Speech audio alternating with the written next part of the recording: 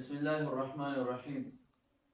ګوره ماشوم چې کله مونږه په ثلاثي مجرد باندې پوه کړو، ثلاثي مجرد کې ورسره په دې خبرې وضاحت پکار دی چې ته وایي بچي چې د ثلاثي مجرد ټول شپږ بابونه دي.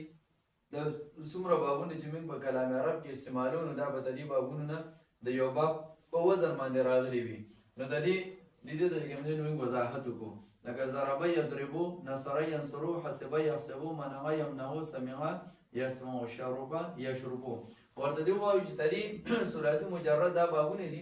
د دې نه به چې کوم دی د مجرد یو باب هم بار نه چې کوم باب راځي نو هغه په دې بابونو کې د یو نه یو باب په شان چې موږ ورته کم په اجرا کې همچو وایو، یعنی دا پلانکی باب چې کوم دی څه په شان دي، د پلانکی په شان دي، یا به د حاسبه په شان دي، یا به د منعه په شان دي، یا به د سمعه په شان دي. د دې بابونو چې کوم دی په یو نه یو باب باندې څه شي هغه به راغلي.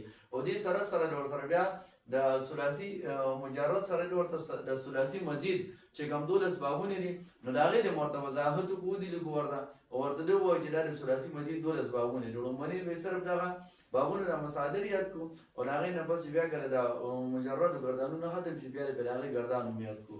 او ورته دې ووایو چې د رباعي مجرد یو باب دی، هغه دې ورته ووایو. د رباعي مزید 3 بابونه چې کوم دي نو هغه دې ورته ووایو. او مختلفې صيغې دې ورته د هغې نه راواخلو، هغې کې د کوم ماشوم سره څه وکړو، اجرا دې ورسره وکړو چې هغې کې ماشوم د دې پهچان وکړو، ماشوم په دې کې چې کوم دي نو څه شي هغه پکې روان شي.